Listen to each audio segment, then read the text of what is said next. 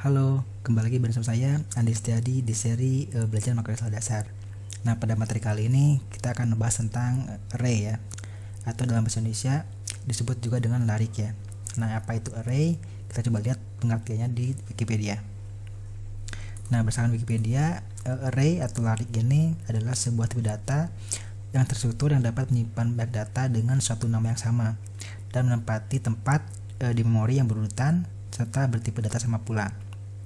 Kemudian larik dapat diakses berdasarkan indeksnya ya. Nah, itu pengertian dari array atau juga larik dalam bahasa Indonesia. Nah, jika ini belum terlalu mengerti, kita akan coba langsung menggunakan PBA-nya langsung ya untuk praktek array ya. Kita coba buka lagi PBA-nya. Nah, di sini kita akan bahas tentang array.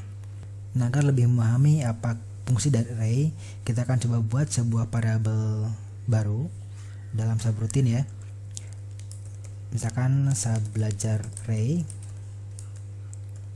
kita akan deklarasikan sebuah tipe data seperti yang sudah kita pelajari pada video-video sebelumnya ya. Jika teman-teman belum nonton videonya, silakan tonton dulu video tentang tipe data.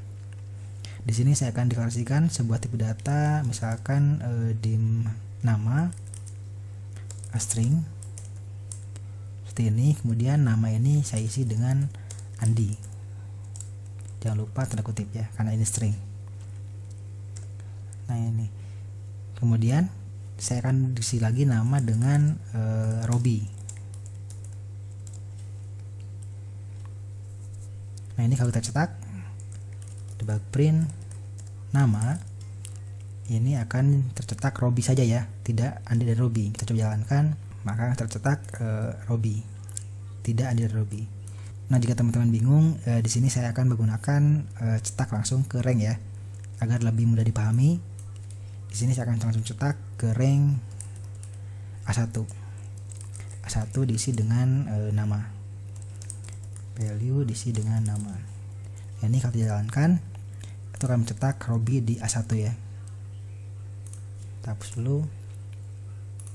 Nah, kenapa seperti ini? Karena di sini begitu nama diisi dengan Andi, kemudian nama diisi dengan Robi, itu Robi akan menimpa isi dari Andi ya, karena di sini hanya satu variabel. Seperti yang sudah saya jelaskan sebelumnya, bahwa variabel ini hanya bisa menampung atau berisi nilai satu nilai. Nah, jika seperti ini tentu akan menimpa variabel atau isi nilai sebelumnya. Nah, bagaimana caranya jika ingin memiliki dua nama? Tentu kita di sini harus menambahkan satu lagi variabel baru, yaitu dim nama 2 misalnya string, dan nama ini kita ganti dengan nama 1. Nah, di sini nama 1. Nah, di sini nama 1 kita isi dengan Andi, kemudian nama 2 diisi dengan Robi. Kalau ini kita ganti dengan nama 1, tentu akan berisi Andi ya. Kalau jalankan akan mencetak Andi. Kemudian jika diganti dengan nama 2 akan mencetak Robi. Nah, itu jika dua variabel. Nah, bayangkan jika kita akan membuat atau misalkan variabel ini adalah sebuah variabel nama siswa. Tentu saja dalam satu kelas itu akan memiliki banyak sekali siswa. Nah, jika kita tulis di sini misalkan dim nama 3, nama 4 dan seterusnya, tentu akan kurang efisien dalam pembuatan programnya. Nah, untuk itu di sini kita gunakan sebuah array untuk mengatasi banyaknya variabel seperti ini. Jadi di sini kalau kita gunakan array itu cukup satu variabel saja, tidak banyak variabel seperti ini.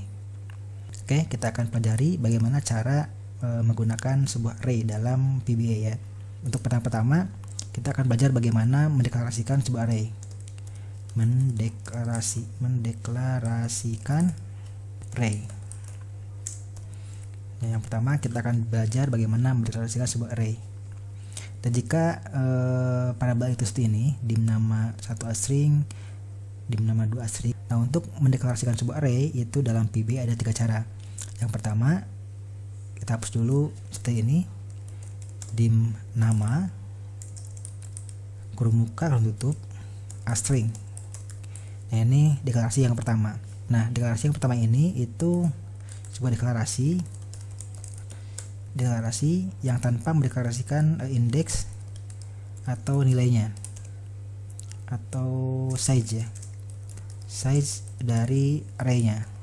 Nah, ini cara yang pertama ya untuk mendeklarasikan sebuah array, bisa seperti ini, dim nama kurung tutup string. Nah, kemudian cara kedua dalam mendeklarasikan sebuah array itu bisa seperti ini. Dim nama, ini kita komentar dulu. Kita komentar dim nama kurung tutup. Nah, di sini kita isi langsung indeksnya atau size-nya. Misalkan kita isi dengan 3 string. Ini kalau kita stop, kita lihat dulu bagaimana di dalam lokalnya. Kita lihat dulu lokalnya, view lokal, kita jalankan. Maka nama ini memiliki 4 elemen ya. Nah, kenapa 4 elemen? Karena dimulai dari 0. Jadi array itu dimulai dari 0 ya, 0, 1 sampai dengan 3. Nah, itu untuk deklarasi array cara kedua. Nah, jika terbiasa dengan indeks 1, kita juga bisa menambahkan option base 1 ya. Kan di sini kalau kita tambahkan option base 1. Nah, ini si indeksnya akan berisi 3 karena indeksnya dimulai dari 1. Kita lihat indeksnya sekarang memiliki 1 sampai 3 ya. 1 sampai 3. Karena di sini saya deklarasikan dengan option base 1. Nah, jika ini kita hapus, kita jalankan lagi, tentu si nama ini akan memiliki 4 elemen ya. Dari 0 sampai 3, dari 0 sampai dengan 3. Nah, itu cara kedua. Untuk cara kedua ini kita juga bisa melakukan deklarasi, langsung mendeklarasikan size-nya. Misalkan ini kan 3, berarti dari 0 sampai 3. Nah, kita juga bisa menggunakan langsung di sini 1 to 3. Seperti ini. Nah, ini kalau jalankan juga sama, akan memiliki 1 sampai 3.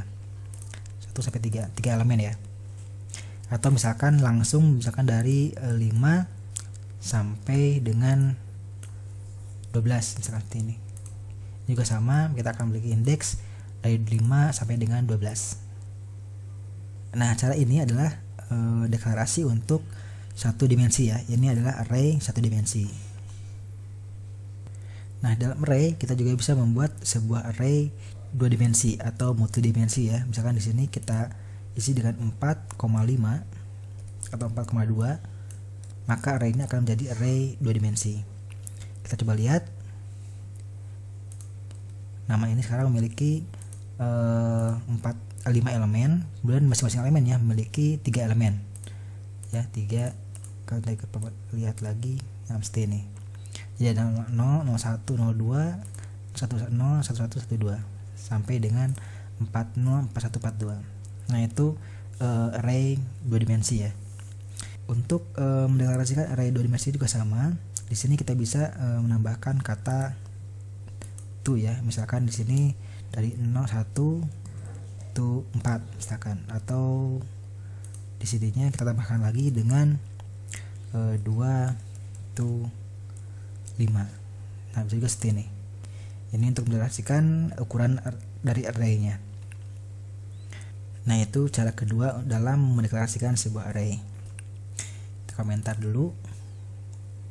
Nah, cara ketiga untuk mendeklarasikan sebuah array itu kita bisa menggunakan pada tipe data varian ya. Misalkan di sini dim nama as varian. Nah, seperti ini. Ini kita ke komentar seperti ini. Ini juga bisa digunakan sebagai array. Nah, itu adalah cara ketiga. Kita komentar dulu di sini. Ini cara pertama. Ini cara kedua, ini cara ketiga. Selanjutnya, setelah kita mendeklarasikan array, kita akan belajar bagaimana mengisi array ya. Oke, di sini kita tulis dengan mengisi array. Nah, untuk mengisi array dalam deklarasi yang pertama yang ini, itu tidak bisa langsung kita isi. Itu karena di sini array-nya belum ditentukan berapa ukuran atau berapa size-nya. Untuk itu di sini kita perlu redeem. Ini kita komentar dulu, ini kita buka dulu komentarnya. Nah, untuk mengisi array seperti ini, itu di sini kita perlu redeem dulu. Redeem nama, misalkan kita akan alokasikan si nama ini menjadi 5 ya, 5 elemen, berarti 4 seperti ini. Nah, sekarang si nama sudah memiliki ukuran atau size atau indeks ya. Di sini kita bisa langsung isi dengan nama 0 itu diisi dengan Andi. Kemudian juga nama 2 nama 1 ya diisi dengan Robi, dan nama 3 itu diisi dengan Dewi. Kemudian nama 4 diisi dengan Ana, dan nama 5 diisi dengan Eka. Misal seperti ini.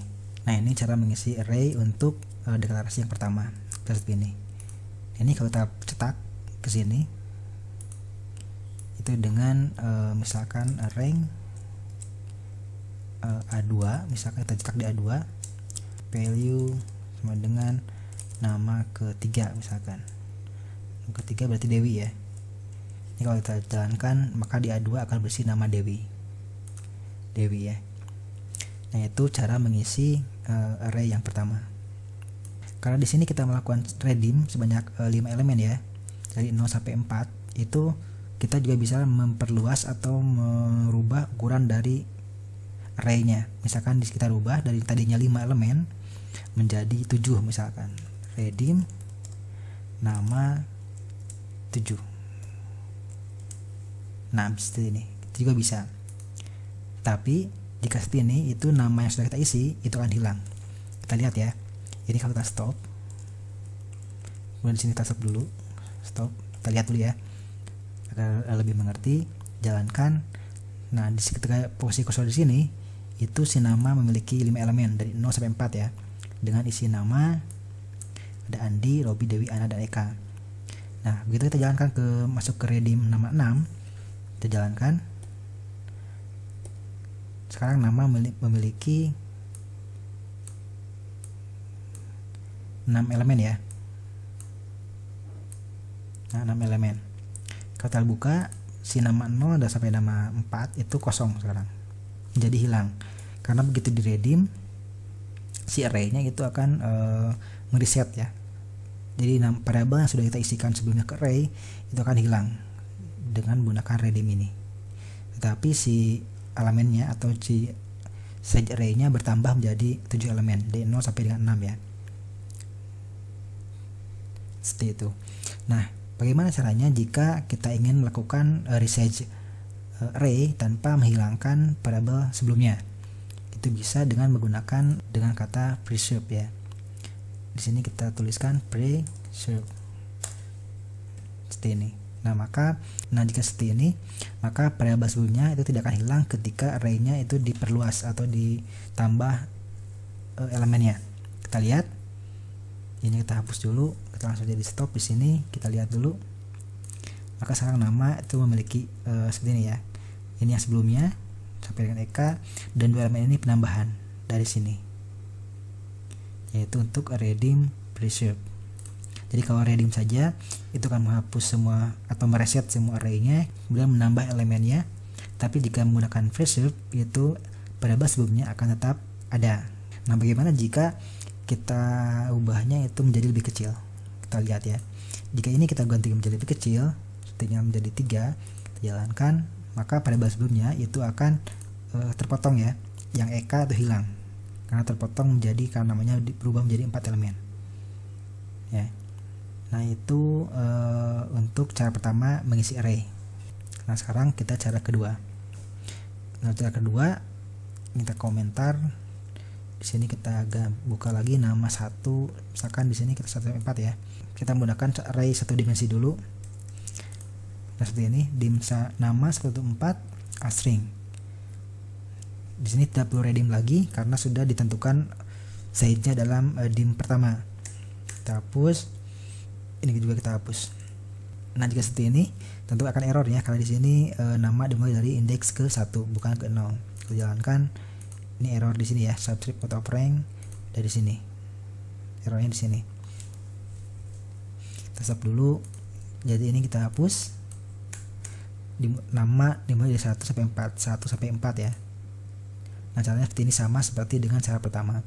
Nah, ini kalau dijalankan akan mengisi array dengan nama Robi, Dewi, Ana, dan Eka. Jadi cara kedua ini sama seperti dengan cara pertama. Bedanya yang tadi itu perlu di redeem dulu untuk menentukan array size-nya. Di sini array size-nya sudah ditentukan di awal. Jadi tidak perlu lagi melakukan redeem, tapi langsung kita isi. Atau juga kita bisa isi dengan pengulangan ya, pengulangan for atau pengulangan looping yang lainnya. Nah, itu cara kedua. Nah, sekarang untuk cara ketiga. Nah, ini kita komentar dulu. Kita buka yang ini, dim nama Asparian ya. Nah, untuk cara ketiga ini caranya kita menggunakan kata kunci atau fungsi dari array. Yang kita hapus dulu, maka namanya itu kita isi dengan cara seperti ini. Nama itu diisi dengan array kurung muka Andi, Robi, Dewi, Eka. Seperti ini. Jadi setiap elemen array-nya itu dipisahkan dengan koma, dan koma. Ini kalau jalankan akan membentuk sebuah array juga. Nama ini akan menjadi array ya. Nama 1, Andi, Robi, Dewi, dan Eka. Nah, itu cara mengisi array dengan cara ketiga ya, dengan kata array. Kita hapus dulu yang ini. Sekarang kita akan mengisi array dengan cara keempat, yaitu langsung dari rank ya. Karena PBI ini berada dalam Excel, tentunya rank ini adalah kumpulan dari array ya. Jadi rank yang ada dalam worksheet itu merupakan sebuah array. Jadi kalau misalkan ini nama, kita isi dengan rank dari A1 ya, A1 sampai A2 tick value, maka ini juga akan mengisi sebuah array. Ini kalau jalankan akan membentuk sebuah array 2 dimensi. Nama sekarang memiliki array 2 dimensi ya. Nama 1 itu 11 Robi, nama 2 21 Dewi.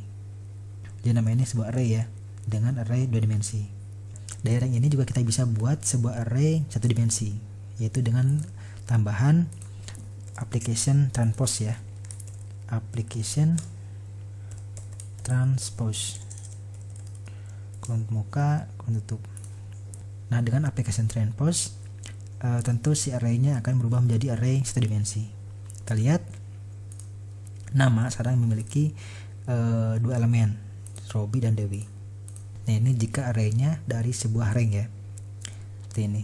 Nah, itu cara keempat dalam mengisi array. Oke, selanjutnya bagaimana cara menampilkan array ya. Jadi tadi sudah mendeklarasikan, sudah mengisi, sekarang menampilkan array. Menampilkan array. Nah, cara yang pertama untuk menampilkan sebuah array itu bisa seperti tadi. Misalkan nama ini kita isi dengan array buah, misalkan ada mangga, ada apel, ada durian, dan jeruk. Misalkan arraynya berisi seperti ini. Nah, untuk menampilkan array itu kita bisa kita tampilkan ke dalam rank D1 ya.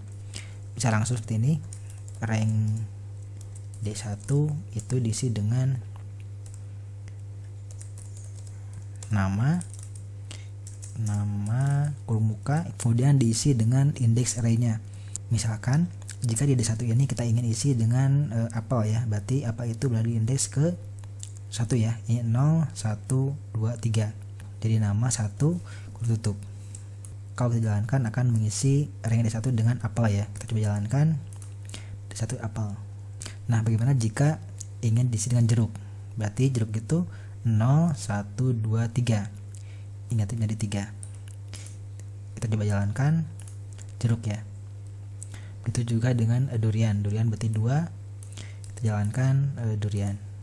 Nah, itu cara menampilkan array dengan cara pertama seperti ini. Atau juga kita bisa menampilkan array sekaligus dengan pengulangan for ya. Misalkan di sini kita tambahkan sebuah for i sama dengan 0 itu berapa? 0, 1, 2, 3 ya. Itu 3. Saya cetak next i. Di sini namanya kita ganti dengan i ya, agar dinamis. Jadi nanti per 0 atau 3 i nya yang pertama 0, kemudian looping 1, looping 2, dan seterusnya. Kita coba jalankan. Di sininya jangan lupa diganti dengan D dan I ya, plus 1 ya, seperti ini. Kita coba jalankan.